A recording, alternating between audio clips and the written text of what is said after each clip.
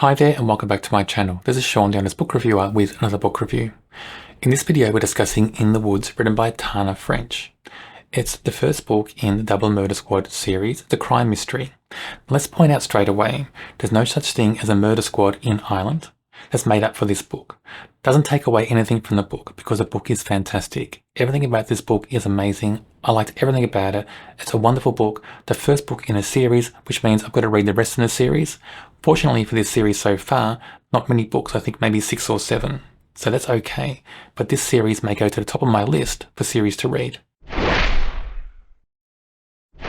The overall plot of this book feels quite simple. So the body of a young girl about 11 or 12 years old is discovered at an archaeological dig site. And we have two kind of young detectives. They're paired together. They know each other quite well. They're friends.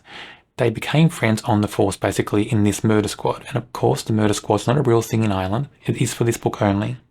But these two young detectives, Rob Ryan and Cassie Maddox, are assigned to the case. Feels quite simple, right? So we have a body found, a young girl, two detectives. It feels like it might be a simple plot, but it's not. It's very complex, very twisty. There are surprises, and this book is very heavily focused on our two detectives. It's written in the first person viewpoint from Rob Ryan. We get things into his past as well. That's through his memories and through discussions with Cassie mainly. But this all plays out in such a way it just draws you into the book straight away. So to explain this whole book briefly, Rob Ryan, who's one of the detectives on the case, when he was younger, he lived in the area where this body's found. And when he was younger, his two friends vanished one day, and Rob was discovered in the woods. When he was found, he had blood over him. He had no memories of what happened, and his two friends were never found again. And after it happened, after those events, he was shipped off to boarding school in the UK, in England, and he changed his name. Or his parents did, I think. And so now nobody knows who he is. Nobody has that link to Rob Ryan and what happened all those years ago when he was a child. Because when he was a child, he had a different name. Cassie, who works on the case as well with him and their friends, Cassie knows his history, knows his past. She's worried about it in this book. She's worried how that will work out. Should Rob be working on this case when he has a history in the area? Because something early on in this book feels like there might be a link between this new case and what happened all those years ago. But Rob keeps working on the case anyway. We find out early on in this book, Rob is unreliable as a narrator.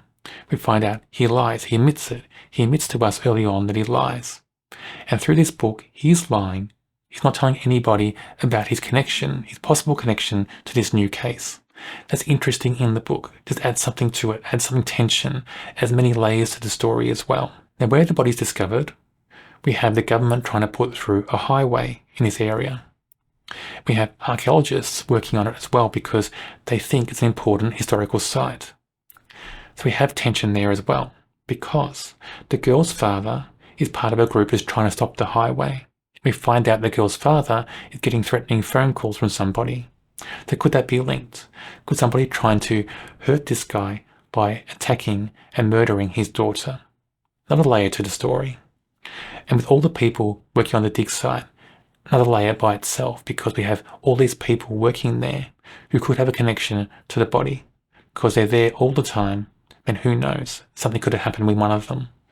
Interesting in the story because it opens up so many suspects so quickly and for different reasons. And when you meet these characters, all the characters are written so well, so carefully constructed. They feel like real people.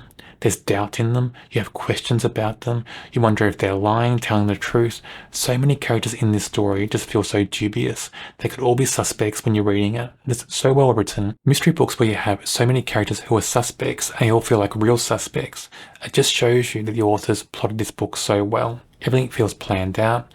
It takes a lot of talent, I think, to do that, to give so many characters that feel so real, and so many of those characters are suspects that also feel so real that they are suspects. It feels so well done in this book. It just feels effortless when you read this. This book really does have a noir feel to it to me. We have this character, Rob, who's our point of view narrator, and a main character in the story, and he is very self-destructive. His thought processes, his actions, his past, it's all quite self-destructive to him and to other people around him. We have that against this setting that describes so well, and often that setting is in contrast to him as a character. So it feels very noir to me. It feels a little bit dark as well. There's so much in this book that feels so well written, and it feels like this character drives the story, but can you trust him? And when you see this character doing things that is awful sometimes to himself and to other people, you just think, you can't like him all the time. He's unlikable sometimes in this story, but you also engage with him and feel sorry for him because of his past.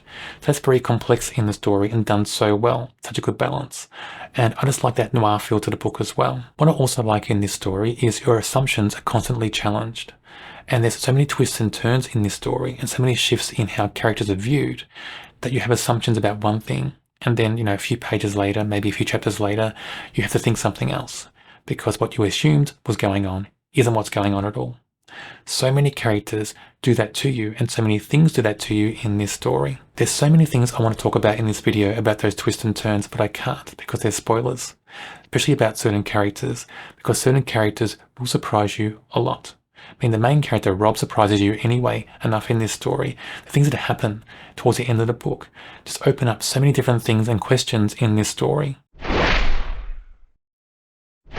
Rob, one of our main detectives in this story, is written so well. I can't find any flaws in how he's written as a character. In this book, there are many moments where you won't like him. He does things that are awful. He treats people badly. He makes wrong choices. But then, when you engage with those things he does and him as a character, you can't help but like him. You kind of understand why he's like that because of his past and how it's making him do things now in the book in the present. I like how he's got grey morality as a character. He often makes the wrong choices and says the wrong things, and he knows he does that, and he embraces his flaws and he accepts them. And he thinks, oh well, I'm doing this, they're not going to like it, I'm going to do it anyway. And those moments where he does that, where you don't really like what he's doing, you still like the character. So it's interesting how that's done in the book. But a great character written so well. Cassie is another great character in this book. Written as a bit of a stereotype, so that overly strong, overly tough female law enforcement character. But when you read this book, you understand why the stereotype works, because the stereotype has to be that way. She's the only female detective in this murder squad. She's got to prove herself because other males in the squad are just waiting for her to fail. Get that feeling in the story. There's that culture kind of atmosphere in that murder squad. So you understand why this character is written that way. It's written very well. Sam is a detective on the force, and he comes in and helps our two main characters on this case. And Sam kind of becomes a main character in this book as well. I like his character very much. He's another character where people don't expect much of him and want him to fail, you think, because they think he got his job because of his family connections, or who his family is. When you see him in the book and how he plays out in the story, you realise he's quite clever, he's capable, he knows what he's doing, he has a certain way about him that makes people open up to him. He kind of gets under people's skin sometimes and ferrets out information. A good character in the story. I enjoyed him. I think he's well written. Another character that has no flaws in the story. You engage with him. That's the thing about this story. All the characters, you engage with them all. You believe them all. And there's not many books where that happens. In most books, I think, you got some characters you engage with and some characters you don't really. They don't feel that real. But in this book, every character feels very real. I loved this book so much, everything about it. I rate it a 5 out of 5. The plot's amazing, the mystery's amazing, the setting, the characters, all amazing. Everything about this book is just perfect. It's a great book. I don't know why I've never read this book before or this author before. I don't know. But this book is just amazing. On my channel, I read many crime books. If you enjoy crime books, check out my channel and subscribe. On the screen now is a link to a video for another book I'm sure you'll enjoy.